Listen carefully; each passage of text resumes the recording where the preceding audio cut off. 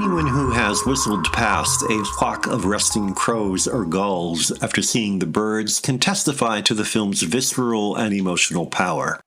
If ever there were a Hitchcock film that seems to warrant his inflated reputation, it is The Birds.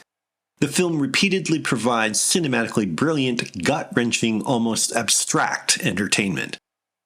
It also unfortunately arouses the same sour taste that most of Hitchcock's later films inspire. It's brilliant, all right, but it also is wafer-thin and repellent. Unusually for Hitchcock, The Birds offers more than contrived suspense about individual characters imperiled by outlandish situations. Not that The Birds' natural subject provides some kind of prescient warning of imminent ecological collapse. The idea of Hitchcock as a green avant la lettre is laughable, although no doubt one of his idolaters have made the argument.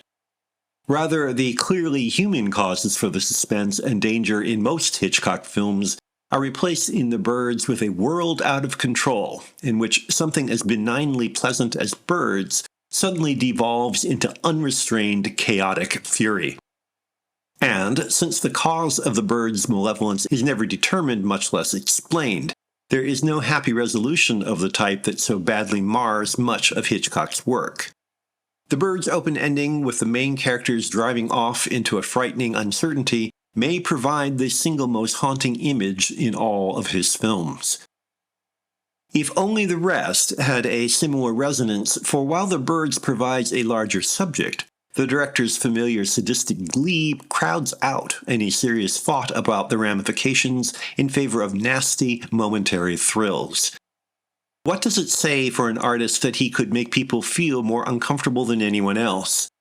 When he shows children being attacked by crows, or puts us in the heroine's perspective as seagulls fly straight at the camera, or shows the corpse of a farmer whose eyes have been pecked out, or when he artfully makes of an otherworldly situation nothing more than a series of sensational jolts, what is he proving beyond his peerless ability to make us squirm? There is no attitude towards these events beyond their exploitation. Fear is not so much the subject of Hitchcock's films as their only purpose. It is the feeling that the contrived distress produced by Hitchcock's films does not justify his unpleasant attitudes that makes me uneasy. The better the results are, the queasier they make me feel, and I do not think that derives from the director's subversive genius so much as from a nagging doubt that the ends justify his means.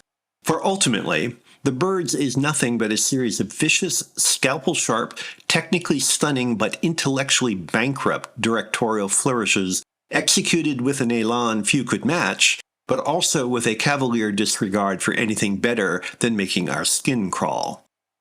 If the results are genius, it's a stunningly vacuous, mean-spirited genius.